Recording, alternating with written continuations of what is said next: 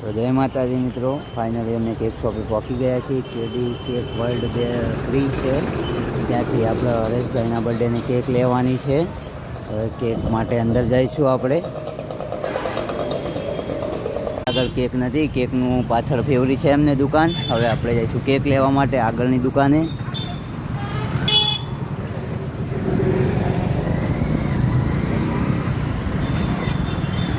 તો આ સુરેન્દ્રનગરવાળાના સમોસા છે, અહીંયા બહુ મસ્ત સમોસા આવે છે.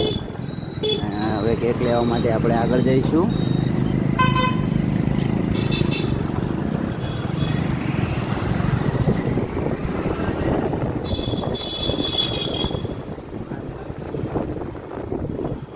આગળ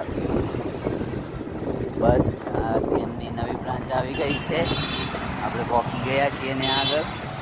ધવલભાઈ આપણા અંદર જઈ રહ્યા છીએ. આપણે જોઈશું કેક. તો અહીંયા ઘણી બધી કેક છે અને આમાંથી કોઈ પણ એક કેક પસંદ કરીને આપણે લઈ લઈશું.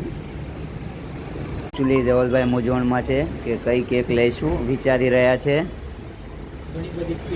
ઘણી બધી કેક છે, તે કન્ફ્યુઝ થઈ ગયા છે કે કઈ લઈએ એમ. આ કેડી છે બેકરી આપણી. ફાઇનલી કેકનું ડિસિઝન આવી ગયું છે, કેક લઈ લીધી છે. હવે અમે કેક ઉપર હરેશભાઈનું નામ લખાવીશું. કેકવાળા ભાઈ નામ લખે છે હરેશભાઈનું.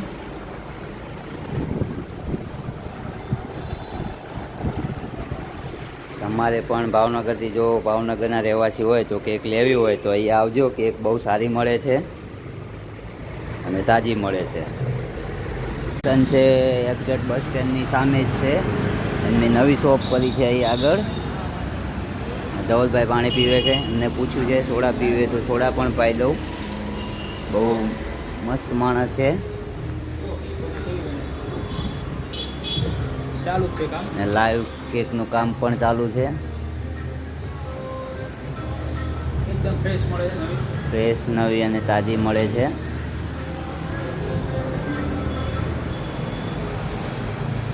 ઘણી બધી આઈટમ મળે છે, એકલી કેક પણ નથી મળતી, ચોકલેટ પણ મળે છે, ફરસાણની આઈટમ પણ મળે છે.